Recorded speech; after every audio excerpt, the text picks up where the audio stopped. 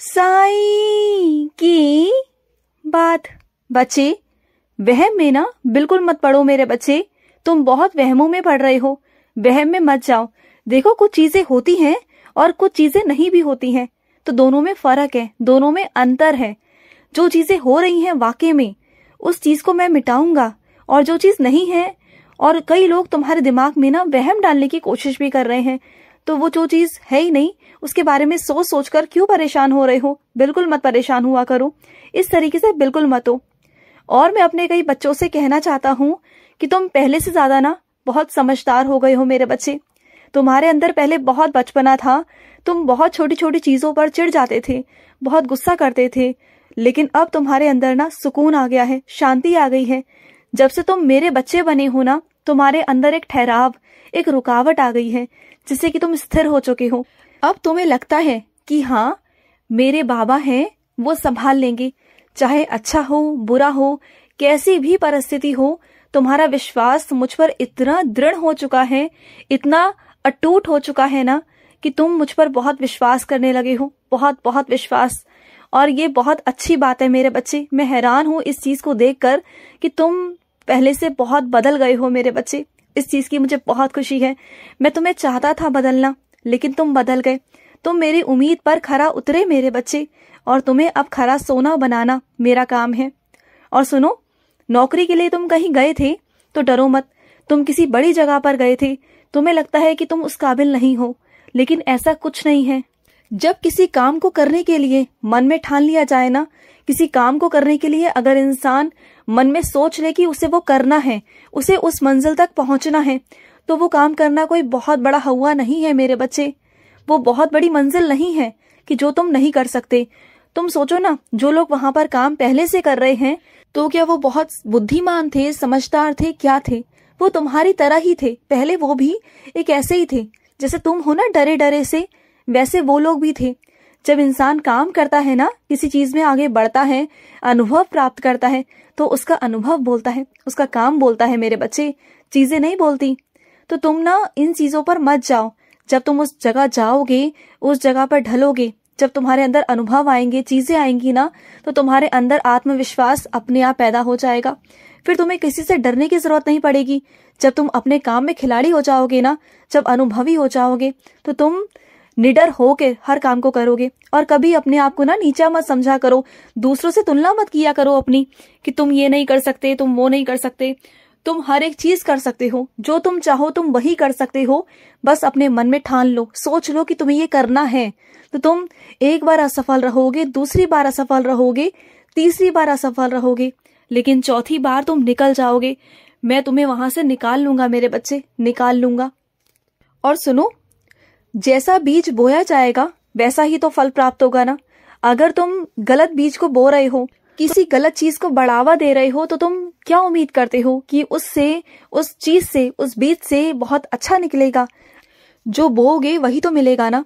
अगर तुम अच्छे कर्म करोगे तभी अच्छा होगा ना, और अगर बुरे कर्म करोगे तो अच्छे को कहाँ से तुम उम्मीद करते हो कि फिर अच्छा होगा? तो चीजों को सब समझ कर करो। जो भी कर रहे हो ना, जो भी कदम उठा रहे हो अपनी जिंदगी में, वो अच्छे से करो।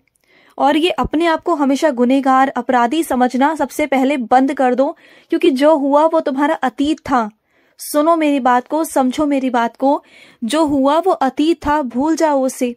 जब तक नहीं भूलोगे उसे, बाहर नहीं आओगे, तब तक तुम आगे जिंदगी में नहीं बढ़ सकते। और जो हुआ सो हुआ ना मेरे बच्चे, उसे लेकर अपना आज क्यों खराब करना? हो गया सो हो गया। तुमने मुझसे माफी मांगी, मैंने तुम्हें माफ भी कर दिया, तो जाने दो ना। और सुनो, कुछ लोग हैं तुम्हारे जिंदगी में ऐसे मेरे बच्चे, मुझे कहना तो नहीं चाहिए, लेकिन उनके पास में वक्त बहुत कम है। अब उनकी उम्र होती जा रही है मेरे बच्चे, तो थोड़ा उनका ध्यान रखो, उनकी सेवा करो, क्योंकि जिसकी सेवा तुम करना चाहते थे उसकी सेवा तुम नहीं कर पाए।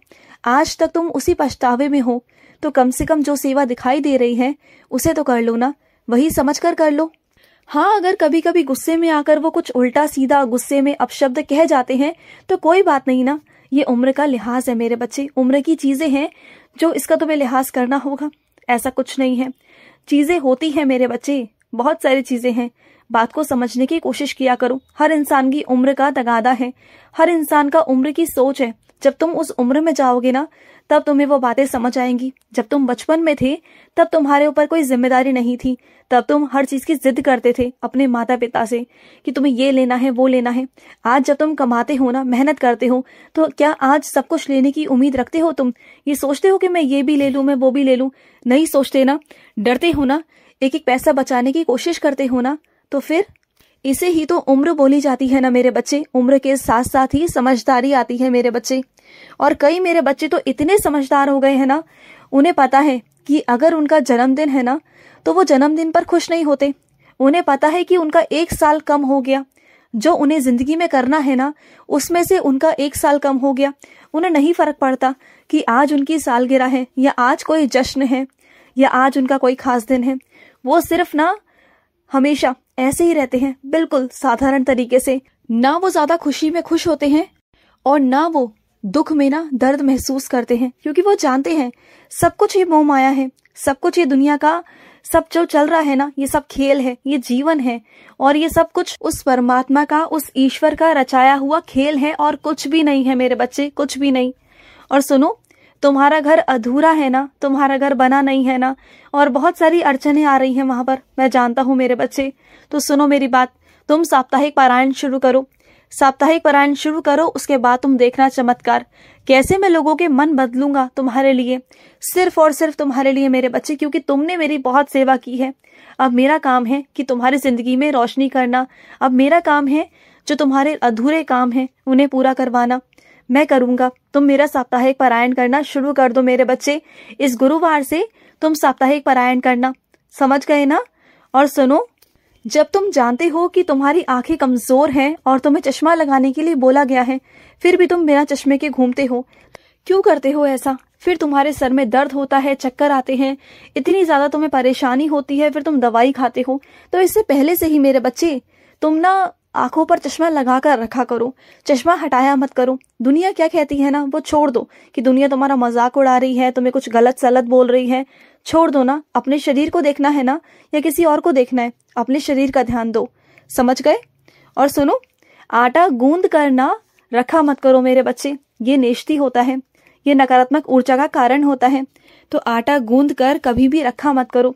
जब भी खाना बनाते हो, जब भी भोजन पकाते हो ना, जिस समय पर तुम चपाती बनाते हो, रोटी बनाते हो ना, उसी समय पर हाथों हाथ वो आटा गूंद कर खाना बनाया करो मेरे बच्चे। और सुनो, मुझे पता है मेरे बच्चे कि तुम्हें किसी और का काम करने का ढंग बिल्कुल पसंद नहीं है, तुम्हें अपने ढंग से काम करना बहुत पसंद है और तुम उस इंसान को कुछ कह भी नहीं पाते जो इंसान तुम्हारे साथ रह रहा है, क्योंकि वो अपने अलग ढंग से काम करता है, उसके अलग तरीके हैं, तुम्हारे अलग तरीके हैं, लेकिन तुम उससे कुछ कह नहीं सकते। लेकिन फिर भी बहुत प्यार से कुछ कुछ बातों में तुम उन्हें समझा सकते हो, कह सकते हो कि उसे ऐसे नहीं ऐसे किया जाता है। उसे प्यार से समझाओ। अगर डांटोगे, फटकारोगे ना तो उसे बहुत बुरा लगेगा, क्योंकि वो भी तो तुम्हारी मदद ही कर रहा है ना। वो अलग बात है कि उसका ढंग अलग है, तरीके अलग हैं, तुम्हारा अलग तरीका है, तो सबका तरीका अलग अलग होता है ना मेरे बच्चे।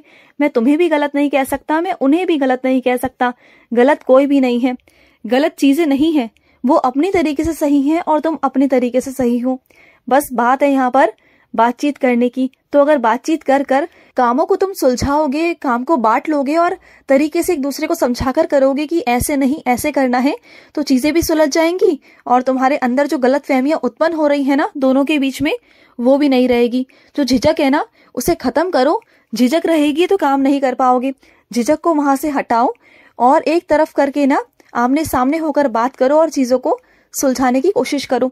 अगर आपस में सुलझाओगे तभी चीजें सुलझेंगी, नहीं तो चीजें बिगड़ जाएंगी, लड़ाई झगड़े तक बात पहुंचेगी, जो मैं बिल्कुल नहीं चाहता। बात को समझो। खुश रहो।